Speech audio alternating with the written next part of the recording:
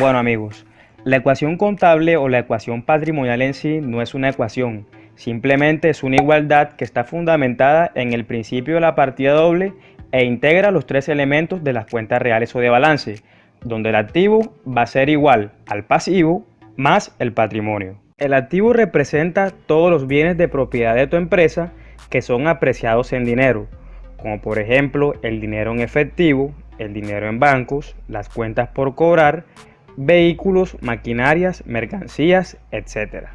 Por el contrario, el pasivo representa todas las deudas u obligaciones de tu empresa con terceros, como por ejemplo las obligaciones financieras, las cuentas por pagar, las deudas con los proveedores, las obligaciones laborales, los impuestos, etc.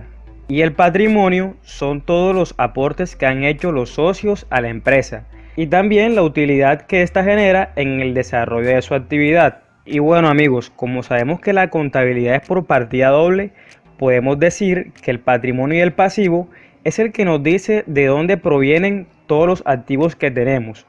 Veamos un ejemplo.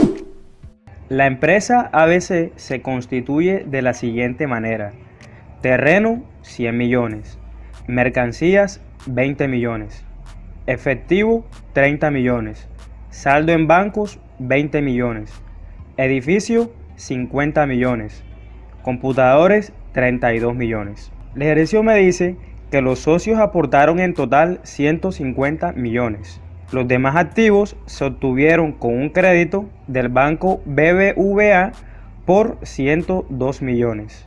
Empecemos colocando en el activo todos los bienes que son de la empresa.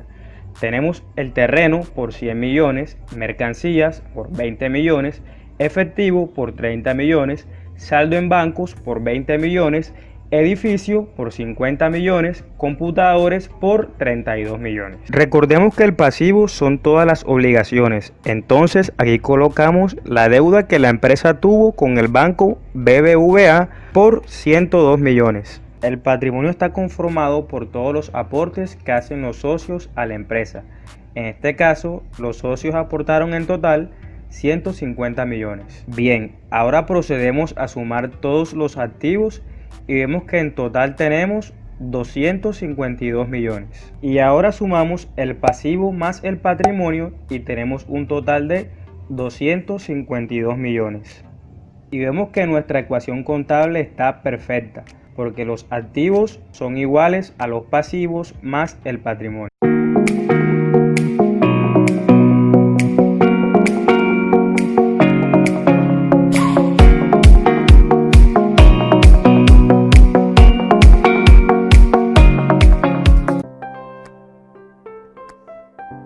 Hola amigos de Contador Contado, el día de hoy vamos a explicar lo que son las principales cuentas de capital.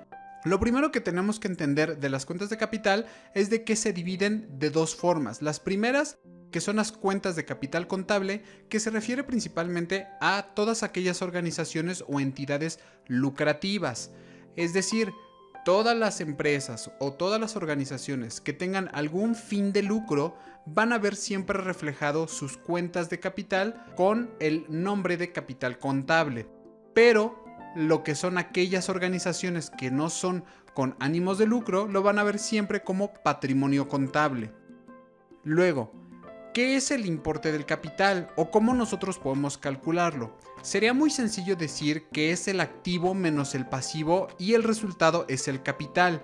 De hecho, en las normas de información financiera nos marcan prácticamente que es de este modo. Sin embargo, no resulta tan sencillo entenderlo así, porque no nos da como una explicación clara, y al no darnos una explicación clara, a nosotros nos cuesta trabajo poder entender cómo podemos saber cuándo una cuenta es de capital y cuándo no.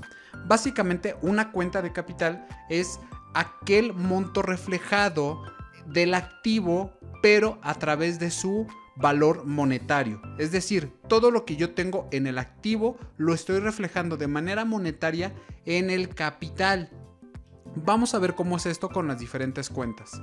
Lo primero que tenemos que entender de las cuentas de capital es que se dividen de dos maneras. La primera es el capital contribuido y el segundo es el capital ganado. Vamos a ver cuál es la diferencia entre estas.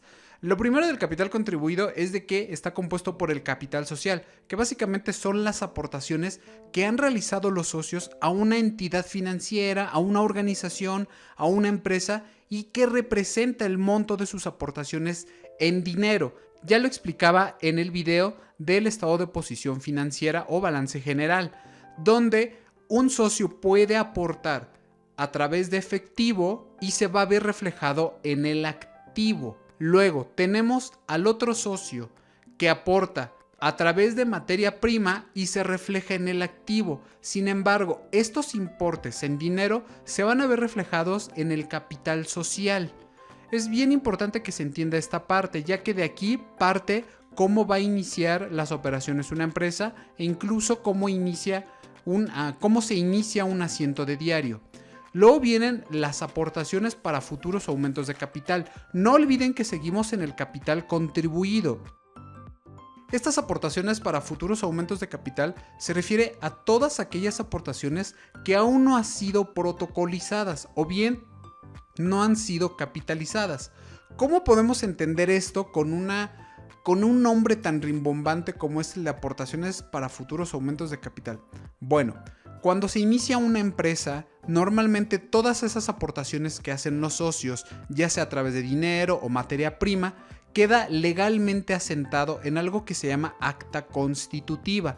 Y posteriormente, si alguno de los socios desea aportar algo nuevo, se genera un acta de asamblea. Este tipo de aportaciones se refiere a todas aquellas aportaciones, valga la redundancia, que no han sido protocolizadas o bien no se haya hecho un acta de asamblea y legalmente no han sido reconocidas como parte del capital y por tanto están reflejadas de algún modo no en el activo sino en el pasivo como una deuda que tiene la empresa. Sin embargo, en la parte del capital se reflejan como las aportaciones para futuros aumentos de capital.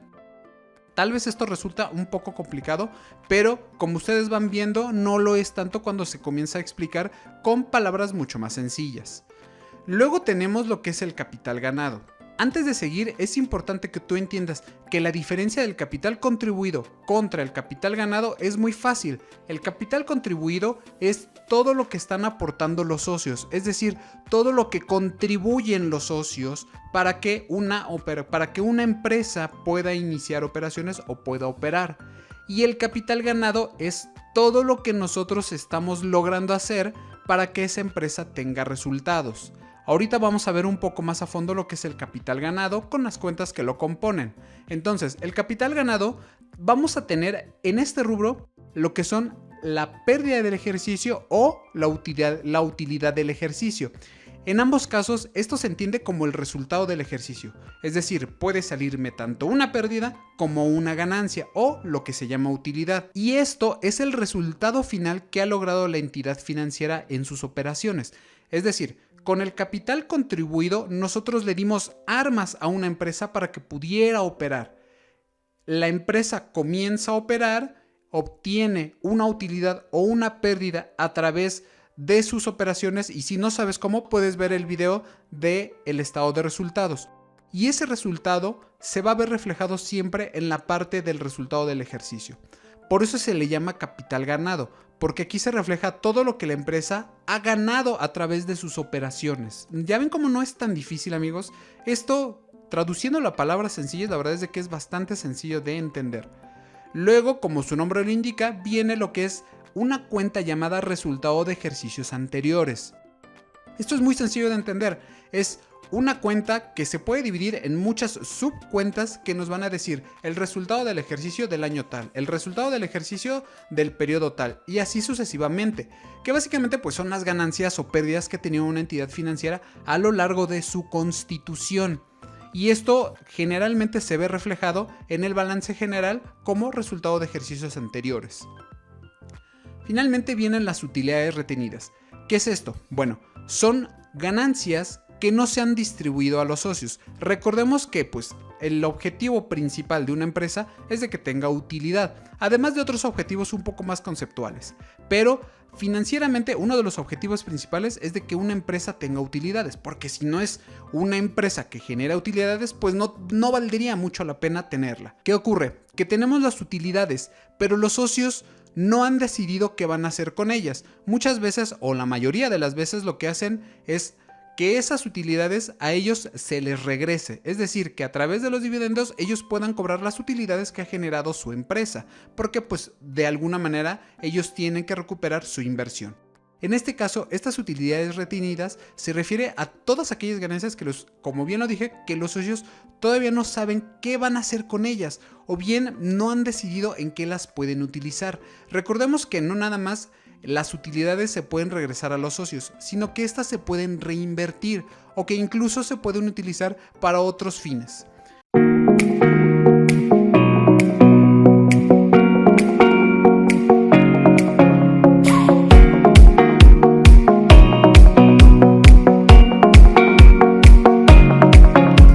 Capital social.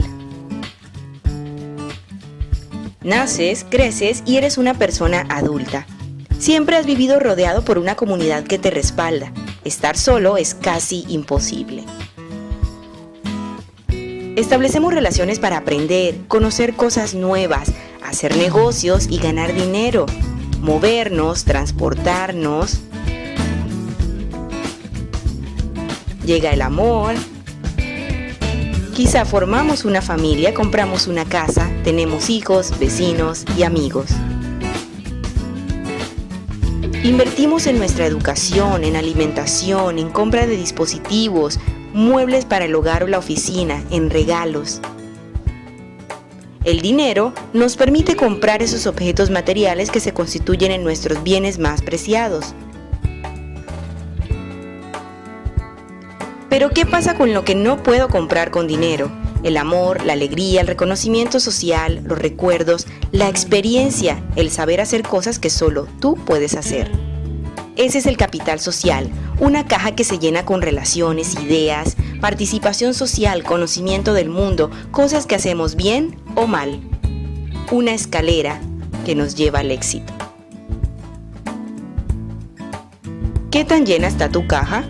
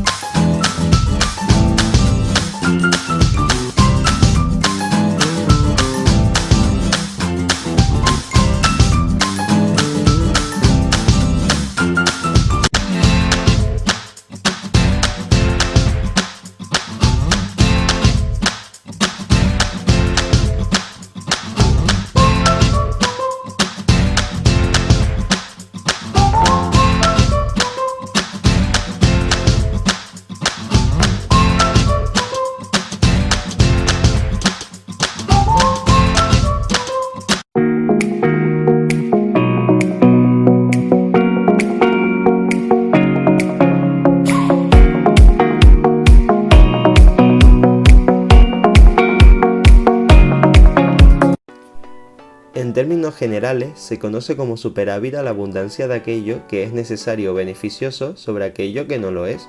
Lo contrario de superávit se conoce como déficit. Es posible que hayas oído hablar de ella en todo tipo de noticias, y es que la palabra superávit implica un concepto muy amplio y usado en diversos ámbitos. No obstante, el uso más habitual se da en el campo de la economía. Superávit hace referencia a un exceso de ingresos sobre gastos, es decir, cuando la diferencia entre los ingresos, siendo positivos, y los gastos negativos da un resultado positivo. Consecuentemente, esta cantidad residual siempre debe de ser positiva para que pueda ser considerada superávit. ¿Y tú conocías ya ese término?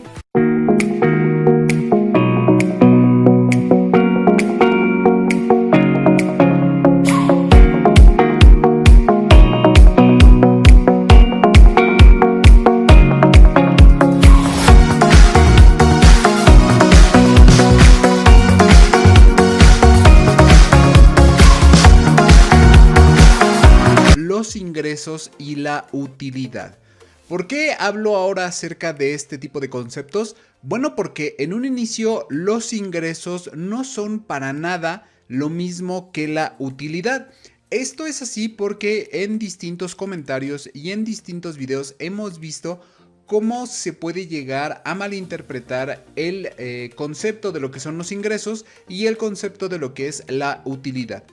De manera básica vamos a ver que lo que es un ingreso, como bien nos los menciona la Real Academia Española, básicamente se refiere a la acción de ingresar, a lo mejor a la acción de entrar, un acto de ser admitido, en fin, existen diversos conceptos que nos hablan acerca de que algo va a entrar o algo está entrando.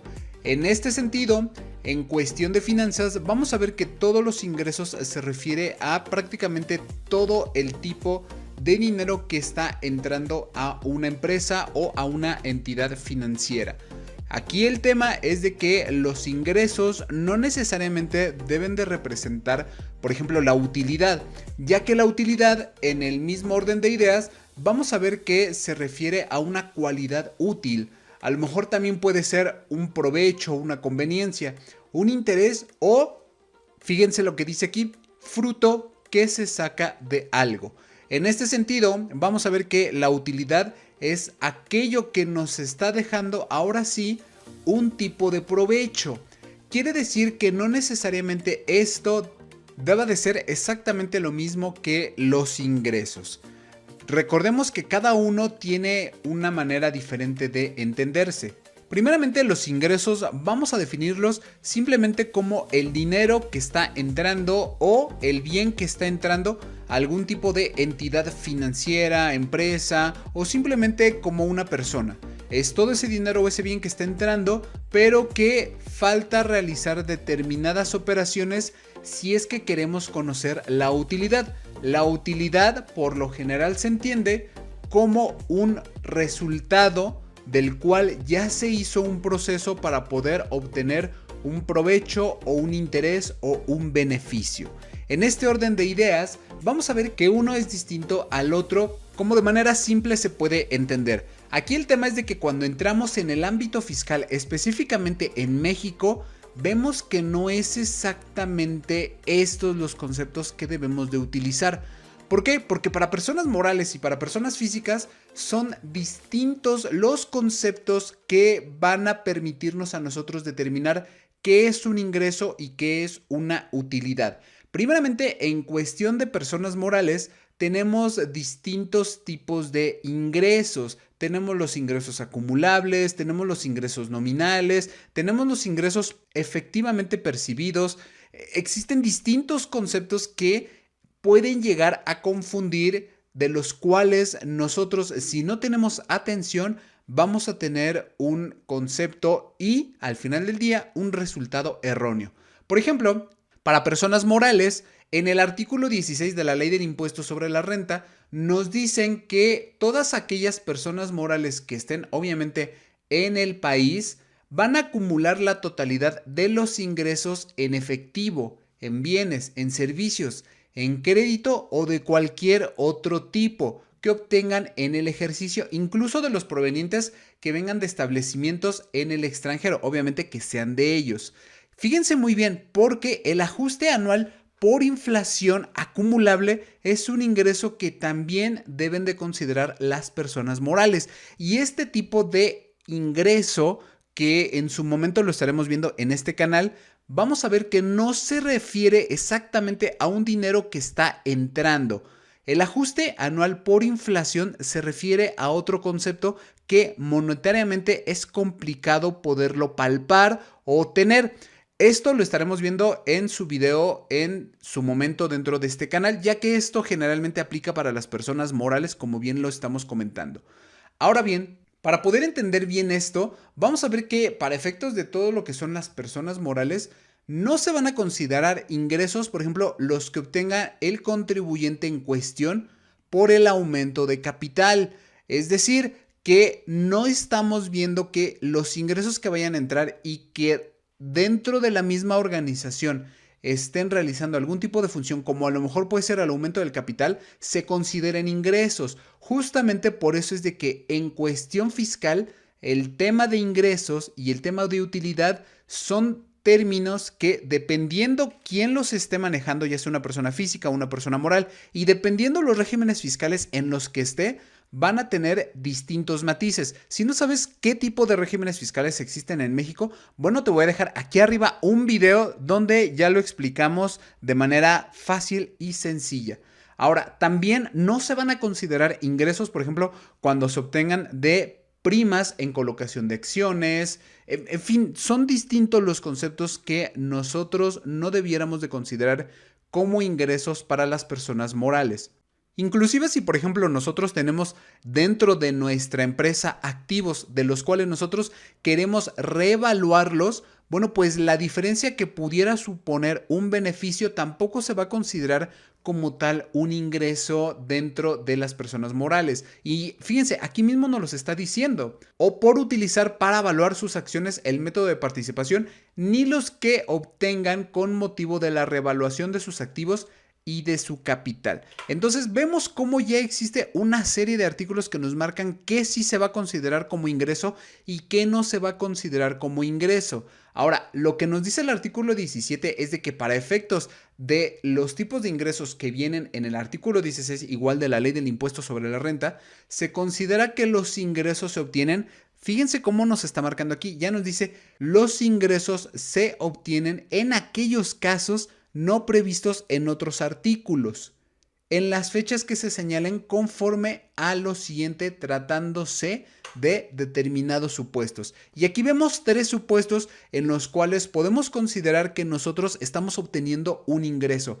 El primero es cuando se expide el comprobante fiscal que ampare el precio o la contraprestación pactada y sin que éste haya sido cobrado, justamente porque esta misma fracción en el inciso A nos está marcando con que únicamente nosotros como personas morales expidamos de la factura, en ese momento se considera un ingreso. Es muy importante que entonces nosotros sepamos tener un correcto control de cuentas por cobrar. También se va a considerar ingreso en el momento en el que se envíe o entregue materialmente el bien o cuando se preste el servicio, y no necesariamente se tiene que cobrar o no necesariamente se tiene que emitir la factura. Es bien importante que entendamos estos conceptos. Finalmente, cuando se cobre o sea exigible total o parcialmente el precio o la contraprestación pactada. En este caso, la contraprestación lo podemos entender como la operación, aun cuando provengan de anticipos. Quiere decir que si nosotros recibimos un anticipo de parte de nuestros clientes, en ese momento nosotros tenemos la obligación de considerarlo un ingreso. Ahora, esta fracción primera no es la única que nos va a dar los supuestos en los cuales nosotros debemos de considerar un ingreso. Porque también la fracción 2 nos habla de que en el momento en que se dé el otorgamiento del uso o goce de temporal de bienes, cuando se cobre total o parcialmente las contraprestaciones o cuando éstas sean exigibles a favor de quien efectúe dicho otorgamiento. Del mismo modo, cuando se obtengan ingresos provenientes de contratos de arrendamientos financieros. Aquí los contribuyentes van a poder optar por considerar como ingreso obtenido durante todo el periodo fiscal el precio pactado o la parte del precio exigible durante el tiempo. Entonces ven cómo en las personas morales puede llegar a ser un poco complicado entender el concepto de ingreso, pero cuando lo vamos entendiendo de esta manera vamos viendo que no es tan difícil entender el concepto de lo que son los ingresos o incluso los derivados de deudas no cubiertas por el contribuyente. Esto hablando de personas morales. Pero si volteamos a ver, por ejemplo, lo que son las personas físicas, vamos a ver que el concepto de ingreso puede llegar a ser un poco diferente a lo que puede ser una empresa. ¿Por qué? Porque el artículo 102 de la misma ley del impuesto sobre la renta nos habla que para los efectos de esta sección, específicamente los que son actividad empresarial y profesional, los ingresos se consideran acumulables en el momento en que sean efectivamente percibidos. ¿Y en qué momento vamos a saber si son efectivamente percibidos? Muy sencillo, se van a considerar efectivamente percibidos cuando se reciban en efectivo, en bienes o en servicios, aun cuando aquellos correspondan a anticipos, a depósitos o a cualquier otro concepto. Es importante entender aquí que en cuestión de personas físicas, cada persona física tiene un régimen tributario distinto y es importante que si, por ejemplo, nosotros estamos teniendo actividades empresariales y profesionales, debamos de entender el régimen de este tipo de personas físicas, porque puede llegar a ser diferente, por ejemplo, para personas físicas que tienen dinero invertido y por los cuales ellos reciben algún tipo de interés o ganancia. En cualquier caso, en el ámbito fiscal se entiende muy bien que las personas físicas van a tener sus ingresos en el momento en que cobren lo que ellos en su momento facturaron.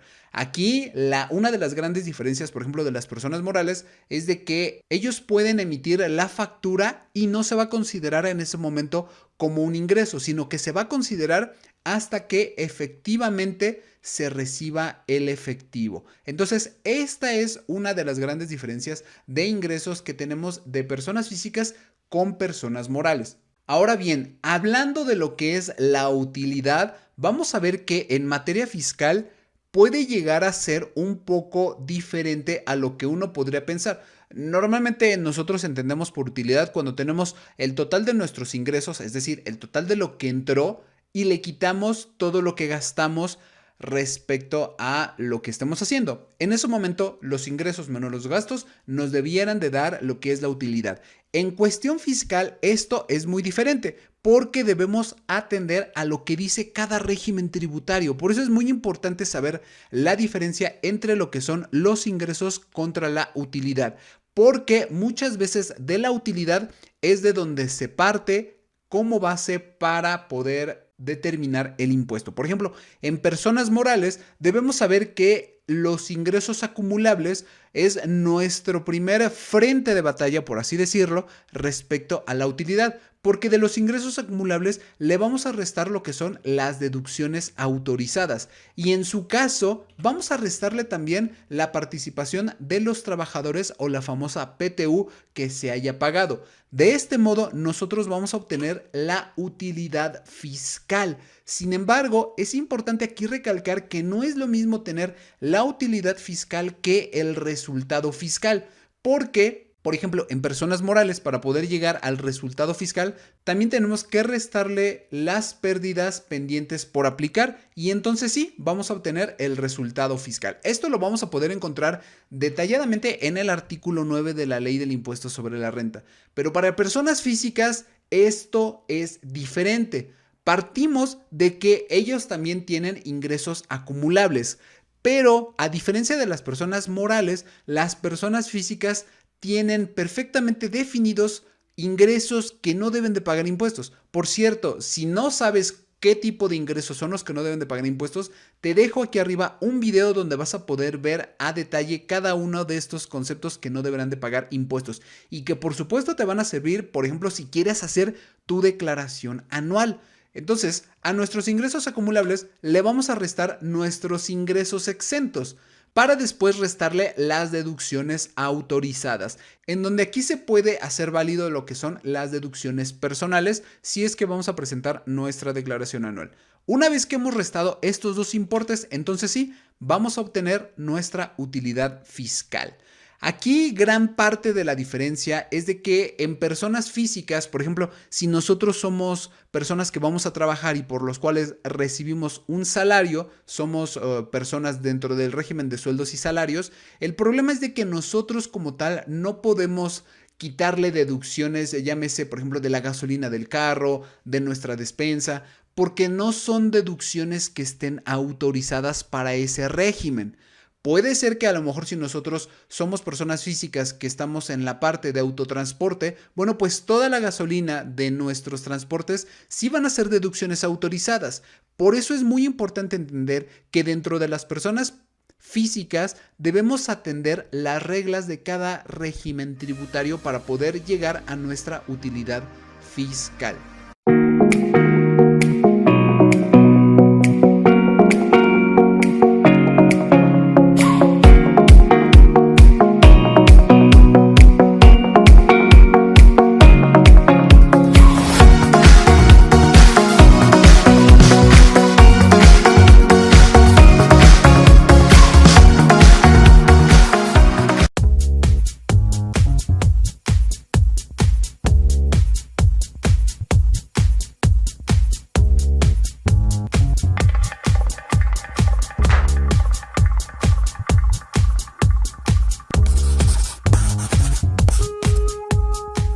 Son aquellas salidas de dinero que realiza nuestra familia representadas en gastos de consumo, que es algo que sale y no vuelve, e inversión, que es algo que sale pero vuelve a futuro. La buena administración de la salida del dinero nos permite controlar los egresos familiares para no gastar más de lo que ingresa y poder destinarlo para nuestro proyecto de vida. Determine los egresos familiares. Ahora identificaremos con nuestra familia los diferentes conceptos que representan los egresos familiares.